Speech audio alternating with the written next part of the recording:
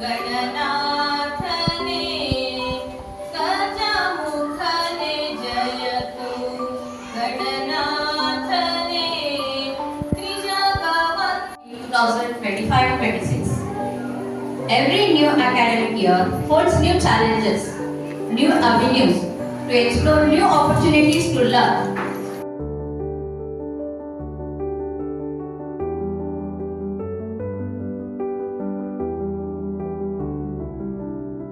But ನಾವು ಇದು ಮೀಡಿಯಾದಲ್ಲಿನೂ ಕೂಡ ನಾವು ತೋರಿಸ್ತೀವಿ. ಯಾಕಂದ್ರೆ ಇಂಗ್ಲಿಷ್ ಆಗಿರ್ಬೋದು, EVS ಆಗಿರ್ಬೋದು, ಮ್ಯಾಥ್ಸ್ ಆಗಿರ್ಬೋದು, ಮತ್ತೆ ರೈಮ್ಸ್ ಅಂಡ್ ಸ್ಟೋರೀಸ್ ಆಗಿರ್ಬೋದು.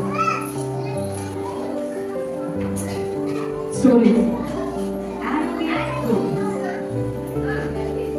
pre-KG Montessori ಮಕ್ಕಳಿಗೆ ನಾವು ಕ್ರಯಾನ್ಸ್ ಅಲ್ಲಿ ಬರೆಯಕ್ಕೆ ಹೇಳ್ತೀವಿ.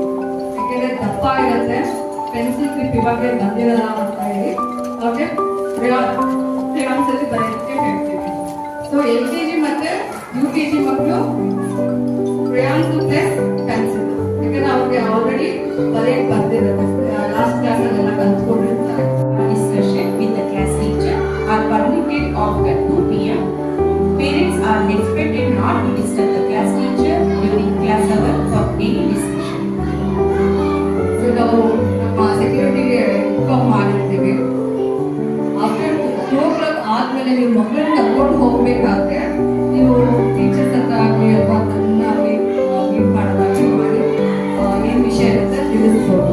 ಅದಕ್ಕೆ ಮುಂಚೆ ತುಂಬ ಎಮರ್ಜೆನ್ಸಿ ಅಂತ ಏನಾದ್ರು ಇದ್ರೆ ಫೋನ್ ನಂಬರ್ ಇದೆ, ದಯವಿಟ್ಟು ಕಾಲ್ ಮಾಡಿ ಬನ್ನಿ.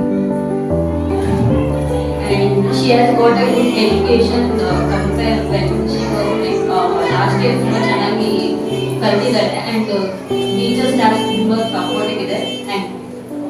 ಟೀಚರ್ಸ್ ಆಗಲಿ ನಾವು ಡೈರೆಕ್ಟರ್ಸ್ ಆಗಲಿ ಯಾರೇ ಒಳಗಡೆ ಬರ್ತೀವಲ್ಲ, ಬರೋವಾಗ ಹೊರಗಡೆ ಗಣೇಶನ ಹತ್ರ ನಿಂತು 1 ನಿಮಿಷ ಒಂದು ನಮಸ್ಕಾರ ಹಾಕಿ ಒಳಗಡೆ ಬರ್ತೀವಿ. ಇವತ್ತು ಪ್ರತಿಯೊಂದು ಮಕ್ಕಳು ಕ್ಲಾಸ್ ಒಳಗಡೆ ಬರಕ್ಕೆ, ಸ್ಕೂಲ್ ಒಳಗಡೆ ಬರಕ್ ಮುಂಚೆ ಅಲ್ಲಿ ನಿಂತು ಒಂದು ನಮಸ್ಕಾರ ಹಾಕಿ ಒಳಗಡೆ ಬರ್ತಾರೆ. ಅವರು ನಮ್ಮನ್ನು ಗಮನಿಸ್ತಾ ಇರ್ತಾರೆ.